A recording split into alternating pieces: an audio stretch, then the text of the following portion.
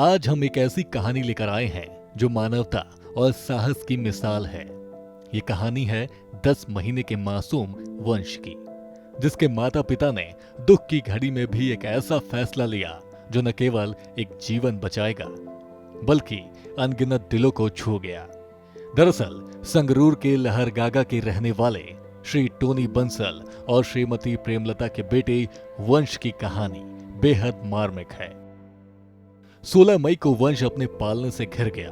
प्राथमिक इलाज के बाद उसे सिविल अस्पताल संगरूर, फिर प्राइम अस्पताल पटियाला और अंत में 18 मई को चंडीगढ़ के पीजीआई रेफर किया गया। गंभीर सिर की चोट के कारण डॉक्टरों की तमाम कोशिशों के बावजूद वंश को नहीं बचाया जा सका। लेकिन इस दुखद घड़ी में वंश के माता पिता ने एक साहसी निर्णय लिया। डेरा सच्चा सौदा सिरसा के अनुयायी टोनी और प्रेमलता ने अपने बेटे के अंग दान करने का फैसला किया, जिससे एक अन्य बच्चे की जान बच गई। इतना ही नहीं, उन्होंने वंश के शरीर को मेडिकल रिसर्च और शिक्षा के लिए पीजीआई को दान कर दिया। ये पीजीआई के इतिहास में पहला मामला है जब किसी शिशु के अंगदान के बाद शरीर दान भी किया गया। सर अपना नाम बताइए। टोनी बंसल।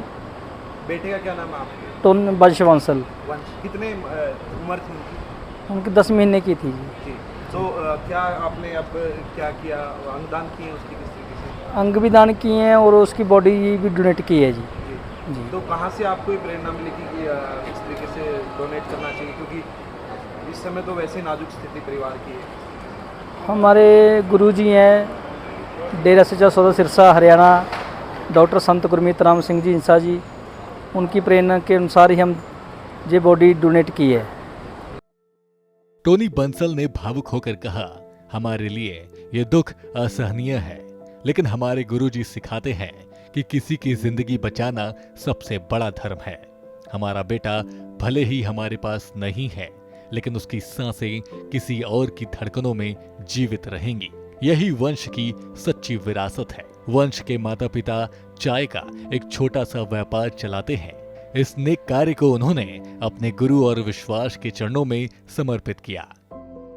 पीजीआई की ट्रांसप्लांट कोऑर्डिनेटर डॉक्टर पारुल ने इस दान की सराहना करते हुए कहा, मैं डॉक्टर पारुल हूँ। I am the transplant coordinator here at PGI Chandigarh. जी मैम, ये वंश जो 11 महीने का एक बच्चा बताया जा रहा है, उसने डोनेट किए पार्ट्स, तो क्या पार्ट्स डोनेट किए क्या? देखिए, इसकी 2 किडनीज डोनेट हुई हैं जी। तो क्या उससे क्या बेनिफिट रहे? देखिए, उससे जो बेनिफिट होगा वो होगा जो एंड ऑर्गन स्टेज फेलियर के जो पेशेंट्स होते हैं, एंड किडनी, जैसे किडनीज जिनकी खराब हो गई हैं, उन पेशेंट्स को एक न्यू लीज ऑफ लाइफ मिल जाती है कि उनका जब ट्रांसप्लांट होगा तो they will be able to lead a better life without dialysis और विदाउट थोड़ी सी कम दवाइयों के साथ। दवाइयाँ उनको खाने पड़ेंगी बट स्टिल बेटर लाइफ हो जाएगी। किसी की जान बचाएंगे। बिल्कुल जी। देखिए, इतना छोटा बच्चा और इतनी अपनी छोटी सी जिंदगी में इतना बड़ा काम करके गया है, इससे तो सबको, पूरी दुनिया को प्रोत्साहन लेना चाहिए और इस काम के लिए आगे आना चाहिए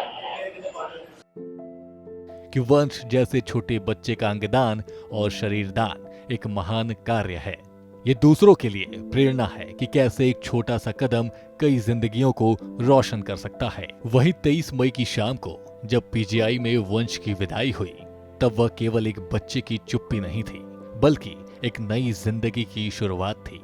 वंश भले ही इस दुनिया में नहीं है, लेकिन उसकी सांसें किसी और की धड़कनों में जीवित है और उसका शरीर मेडिकल रिसर्च के जरिए भविष्य की पीढ़ियों को प्रेरित करेगा। वंश की कहानी हमें ये सिखाती है कि सबसे कठिन परिस्थितियों में भी मानवता और दया के कदम अनगिनत जिंदगियों को रोशन कर सकते हैं।